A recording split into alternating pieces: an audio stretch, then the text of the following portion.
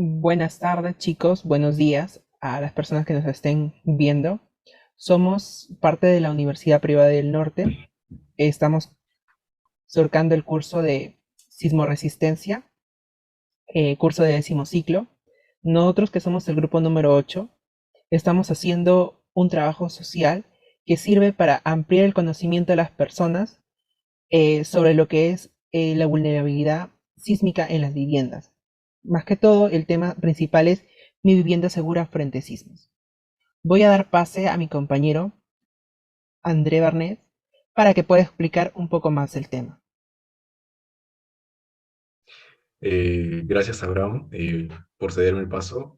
En este caso, yo voy a comenzar a hablar sobre cómo saber si nuestra vivienda es vulnerable ante un sismo. Como ustedes pueden saber, nuestro país se encuentra situado en el Cinturón de Fuego del Pacífico, que es un conjunto de placas tectónicas que están en las costas del Océano Pacífico, eh, que reúne la principal actividad sísmica volcánica del mundo. Por ello es recomendable conocer si tu vivienda es o no resistente en el caso que haya algún tipo de movimiento telúrico, sin importar en qué parte del país vivas. En este caso, ¿qué podemos entender nosotros como una vivienda segura? Bueno, en el Perú, las normas de diseño sismo resistente tienen como base tres puntos fundamentales. El primer caso es el sismo leve, que es cuando las estructuras no sufren daños. El segundo caso es cuando es moderado y se admiten unos daños en muros, pero no estructurales. El tercero es cuando ya hay un terremoto. Ahí sí se admiten unos daños, pero el edificio no debe colapsar por ningún motivo, aunque podría quedar inhabilitable. Dicho esto, tenemos la pregunta, ¿cómo saber si nuestra vivienda es vulnerable ante un sismo? Eh, según Según las estimaciones del Ministerio de Vivienda, Construcción y Saneamiento, en el Perú el 70% de las viviendas son construidas por sus propietarios, muchas veces sin ningún tipo de asesoría por parte de un ingeniero o tal vez un arquitecto, y tampoco cuentan con ningún criterio de diseño según las normas para que puedan ser resistentes ante un sismo. Eh, Siendo este un gran problema, ya que son muy vulnerables ante un sismo a gran magnitud. Eh, por otra parte, es relevante también evaluar la zona donde construyen las casas, pues al hacerlo sin estudios previos del tipo de terreno, pueden exponerse a accidentes, hundimientos, deslizamientos, derrumbes, entre otros. Para saber si nuestra vivienda es vulnerable, debemos considerar qué tan alta es su sostenibilidad antes de sufrir un daño y su resistencia para soportar los efectos de ondas sísmicas. Para ser conscientes de esto, nos ayudará a tomar medidas que nos ayudarán a prevenir, reduciendo riesgos y preparándonos para responder ante un sismo, pues, ¿no? Eh, Antes de construir, tenemos que tener en cuenta que debemos asegurarnos de que el terreno se ubique en un lugar plano, seguro y alejado de zonas de riesgo y con un suelo firme y resistente. Eh, para poder generar un levantamiento de nuestra casa tenemos que tener los siguientes aspectos. Buenos cimientos, que el principal propósito de un cimiento de una vivienda es sostener la estructura por encima de ella. Lo contrario, si un cimiento está mal construido, puede ser peligroso para los que habitan en ese lugar, pues, ¿no? Porque con el tiempo puede hacerse susceptible a la humedad. Tenemos que tener en cuenta también los diseños adecuados y materiales apropiados. El diseño de los materiales deben ser de una gran calidad para poder garantizar que la estructura sea buena y pueda resistir la energía de las ondas sísmicas. También indica que sería ideal construir las casas con ladrillo, cemento y fierro, así como quincha mejorada. Por otra parte, también esto, se pueden realizar las columnas, vigas, que se hayan dañado tal vez, con un especialista, ya sea un ingeniero o un arquitecto. También indicar que tenemos la construcción de muros de contención de laderas. En este caso, si tu vivienda se encuentra en una zona de a pendiente alta o se construyen muros de contención para proteger a los derrumbes, bueno, se tiene que construir un muro de contención para proteger de los derrumbes y caídas de rocas durante los sismos. Indicar también que es importante que el muro tenga una buena cimentación, pues esto va a soportar el peso del terreno. Ahora voy a darle paso a mi compañera Betsy.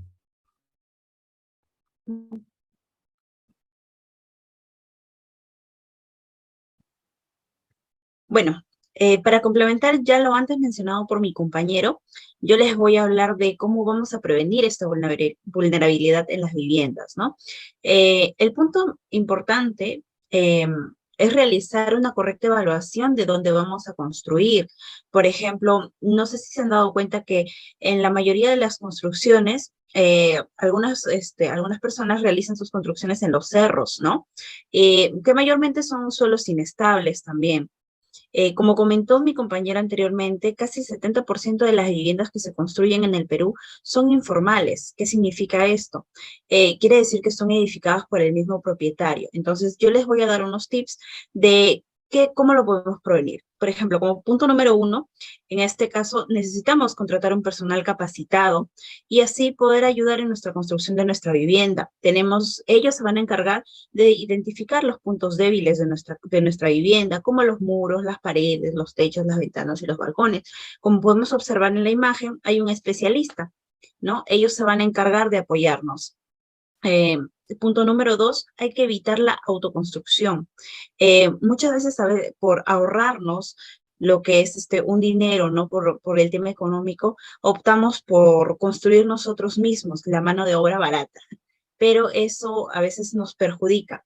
Ya que, como ya les había comentado, esto tiene que verlo un ingeniero que nos pueda apoyar y nos pueda, ya que ellos conocen las normas. Entonces, eso es lo que tenemos que evitar. Como punto número 3, tenemos que educar a nuestros niños y a toda nuestra familia de cómo se producen los sismos, ¿no? De que la tierra se sacude, de que en este caso, por ejemplo, pueden agrietar las casas, en qué zonas seguras podemos ubicarnos y así que no hayan accidentes, ¿no? Y como punto número 4, si vamos a construir, por ejemplo, una vivienda, ¿no?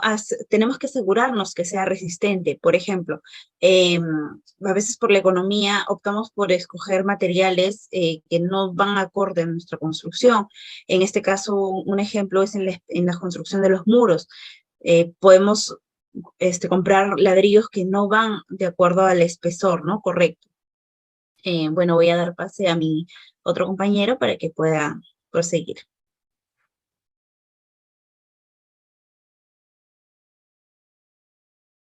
Gracias, compañera Betsy, por darme el pase. Para la construcción de una vivienda segura también es importante contar con buenos materiales. El cemento. El cemento se dice que debe ser de buena calidad y que cumpla con los estándares, y el tipo de cemento a usar también debe ser de acuerdo al lugar donde se va a realizar la construcción. Y el agua debe ser limpia, de preferible debe ser agua potable que no tenga espuma, para que cuando se realice la mezcla, esta no sea contaminada. Los agregados deben estar correctamente almacenados, deben estar limpios, no deben tener polvo para luego usarlo adecuadamente.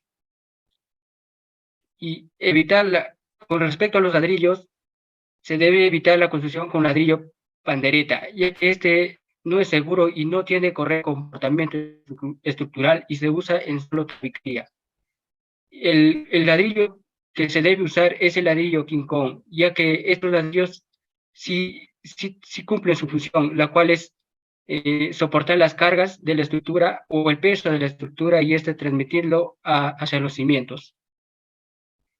Y en cuanto al acero, todo el acero a usar no debe estar oxidado, porque basta que un acero esté oxidado, esto lo contaminaría a los demás aceros que están adyacentes a él.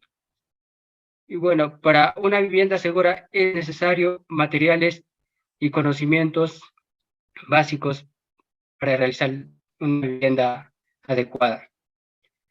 En cuanto a los trabajadores que realizan la dicha construcción de la vivienda, es importante que al menos tengan conocimientos básicos de una construcción para asegurar que sea una vivienda segura. Es mejor contar con especialistas, con profesionales expertos para corroborar si la construcción está realizándose adecuadamente o no. Bueno, a continuación mi compañero va a continuar.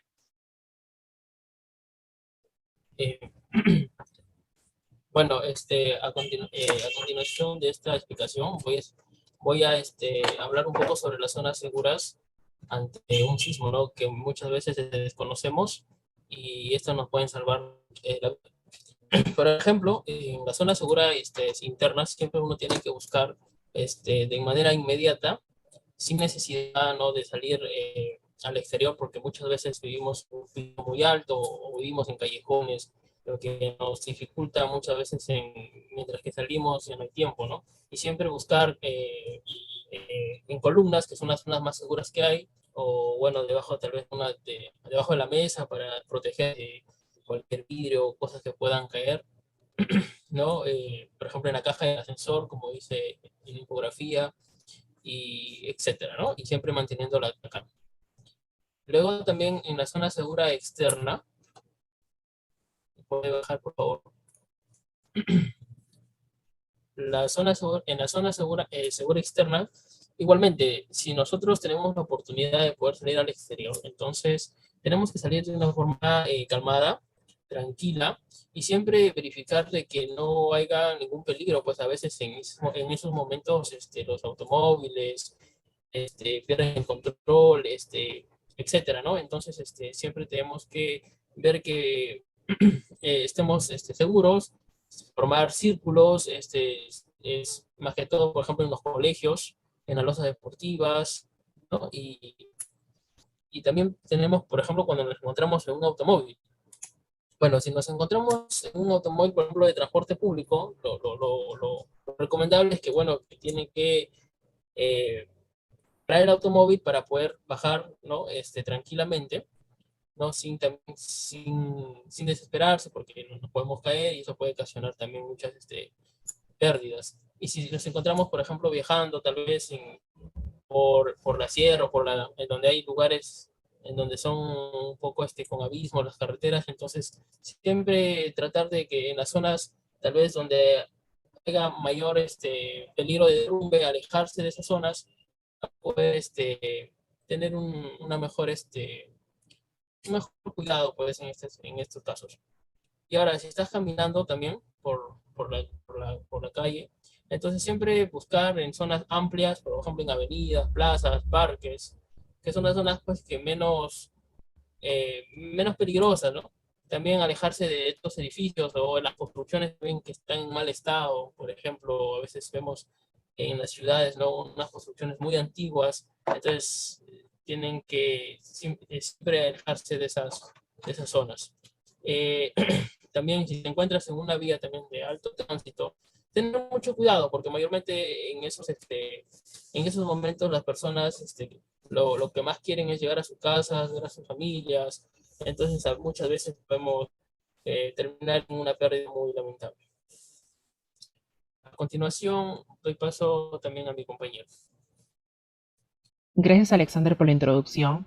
Sí, el tema de los movimientos sísmicos es un tema que actualmente ha causado controversia, ya que el cinturón de fuego ha estado más activo durante estos últimos años. Basado a lo que nosotros tenemos, las normas, tanto la norma de sismoresistencia, que es la E030, y la norma de albañilería, que hemos estado hablando poco a poco, que es la E070, es importante tener esos consejos presentes para tener una buena disposición ante los movimientos sísmicos. Pero estos consejos es durante la construcción. En el motivo de los ladrillos, nosotros tenemos que tener en cuenta unas reglas que son muy esenciales para la construcción, que las unidades de albañilería de concreto serán utilizadas después de lograr su resistencia. Nosotros sabemos, como estudiantes de ingeniería civil, que es importante que sea por 28 días. También tenemos el asentado. Para poder asentar cualquier tipo de materiales cualquier tipo de material, es importante que sea óptimo su rendimiento, y para eso tenemos que tenerlos limpios de polvo y sin agua. Una de las normas más importantes que la mayoría de gente se olvida es que es importante que las edificaciones en una zona sísmica 4 solo sean limitadas hasta 5 pisos, o mejor dicho, 15 metros de altura. Dentro de las unidades de construcción, que son los ladrillos, no tiene que tener ninguna grieta o fractura que pueda hacer que este material de construcción pierda su vida útil, y pues obviamente la durabilidad y la resistencia se vean afectadas. También dentro de la unidad de construcción de ladrillo tiene que estar hecho de un material que por lo general se llama arcilla, y también no se tiene que presentar ningún tipo de mancha blanquecina, ya que esto podría ser índice de que puede tener salitre, lo cual haría que la estructura, o mejor dicho, la vivienda, pierda su vida útil a un largo plazo. Dentro también de las unidades de albañilería, que son los ladrillos, tenemos que tener en cuenta que es importante humedecerlas para poder asentarlas, ya que si no, no había no hay una acción química que permite que los ladrillos se unan hacia el cemento. Como mis compañeros han comentado, es importante, muy importante, que tengamos una mano de obra adecuada y calificada para verificar cualquier tipo de proceso constructivo, ya que si esto no hay dentro de lo que es la ejecución de cualquier tipo de vivienda, puede provocar pérdida humana o pérdida económica a largo plazo debido a los movimientos telúricos. Como ingenieros civiles, tenemos que tener en cuenta de algunas normas, y una de las más principales es que muchos de los trabajadores se olvidan que solo se tiene que construir hasta 1,30 m por jornada para poder continuar al día siguiente. Dentro de los procesos constructivos, también es importante que cuando estemos realizando lo que es el vaciado de columnas, se haga el vibrado respectivo, ya que esto evita las cangrejeras y evitar que un elemento estructural tan importante como la columna pierda su viabilidad. Y bueno, ante todo es importante saber que la vulnerabilidad sísmica es consecuencia de la autoconstrucción mencionada por mi compañera Betsy. Por eso es importante tener en cuenta la norma de 030 para poder verificar la vulnerabilidad, riesgo y peligro sísmico. Entonces, eso sería todo. Gracias a todos los oyentes de esta charla informativa, para que tengan en conocimiento que es importante el estudio y más que todo la prevención ante cualquier tipo de movimiento telúrico. Muchas gracias.